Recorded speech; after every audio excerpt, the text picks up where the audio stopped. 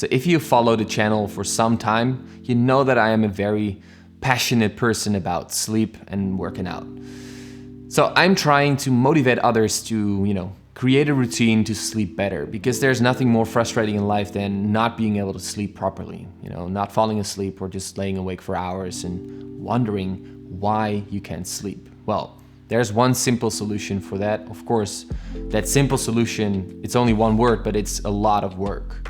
The word I'm talking about is routine. If you want to sleep better, you need to build up a better routine. And that routine can be as simple as going to bed at 10 and waking up at 6, or going to bed at 11 and waking up at 7. The only thing that you need to do in order for this routine to work is to actually do it. Well, it can be pretty hard to do this, to actually wake up at 7 or wake up at 6. So there's a couple tools out there that can help you achieve this. One of them is SleepCycle. I'm gonna talk about more of these tools in later videos, but for this video, we're gonna focus on the free version and the most simplistic way, and something that is pretty much accessible for everyone out there.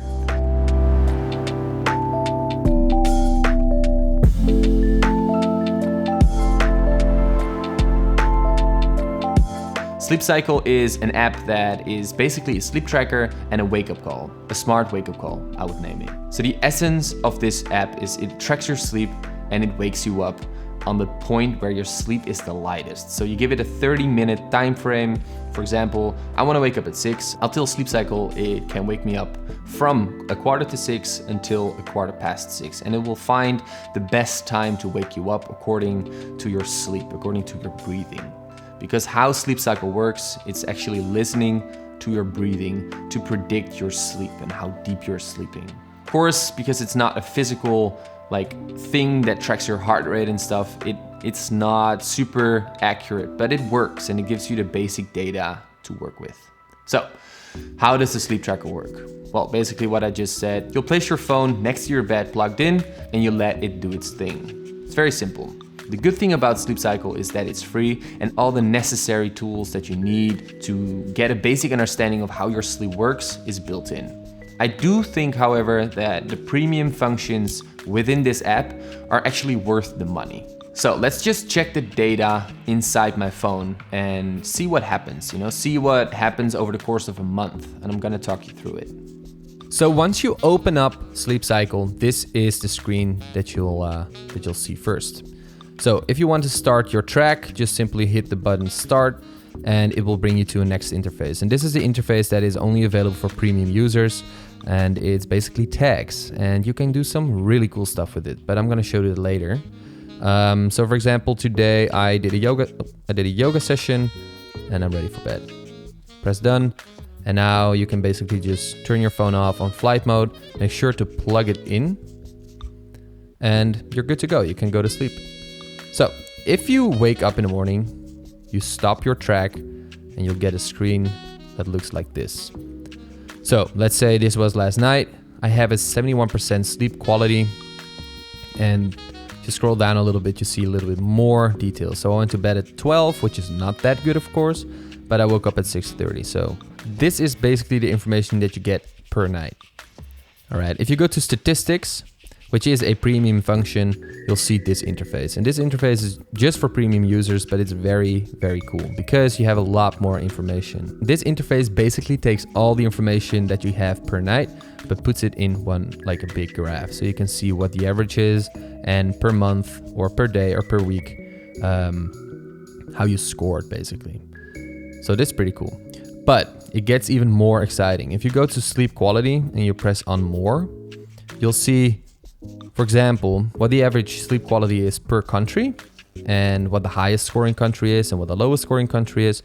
But this is the one that I think is very powerful, and that is, it sort of tracks what kind of tags you use on your best nights and on your worst nights. So you can see what kind of things influence your sleep in a bad way. And I think this makes this app extremely powerful because it gives you such a clear vision of your sleep and what particular choices or habits do to your sleep. So that's something to keep in mind.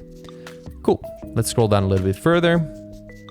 And then you can see what kind of locations affect your sleep as well. So As you can see here, Chachapoyas, which is a mountain village in Peru, it affected my sleep very positively. And that's mainly because I was so active there. I hiked there for like 10 hours a day, you know, in high alpine terrain, super humid conditions. So I was just broken after a day.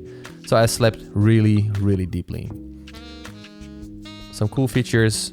This is, for example, what the weather does to your sleep or air pressure. It has so many cool things to show you, and that's, you know, all these things, they just add up, and it makes you more motivated to get better results and to sleep better. And that's what I found, actually. All right, let's continue. Go to profile, and this is actually where you can sort of set up all your data and how you'd like to be woken up and what kind of sound you'd like and stuff like that. So as you can see, I logged 286 days. I have an average sleep time of 7 hours and 31 minutes and an average sleep quality of 78%, sorry. If you scroll down, this is your wake up phase. That's what I was talking about earlier.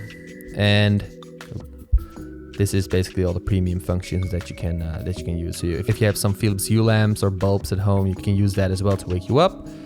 And heart rate, for example, if you enable this one, you can use your flashlight on the back to sort of track your heart rate once you wake up. Not sure if this is really accurate, but yeah, it's a cool feature. So now we've checked the data inside our app. You probably do know a little bit about your sleep.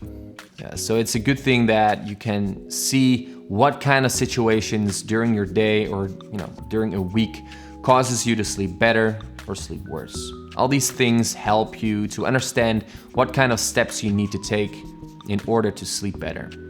It's important to know that if you don't take action, there's nothing going to happen. So if you want to create a better sleeping pattern, a better sleep routine, if you want to sleep faster, sleep longer, sleep deeper, you need to work for it.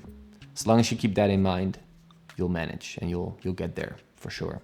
If I didn't cover all of your questions in this video, then definitely leave them down in the comments below. Next week, we're going to talk about another device that will help you to actively track your sleep, and that is the Vivo Active 4. I've already made 2 videos about the Garmin Vivo Smart 4 in the past, but I'm gonna compare them a little bit side by side, not too much because this is a completely different line, but the tracking of sleep will still remain the same. So it's gonna be a pretty interesting video. If you wanna watch that, definitely hit the subscribe button to be the first one.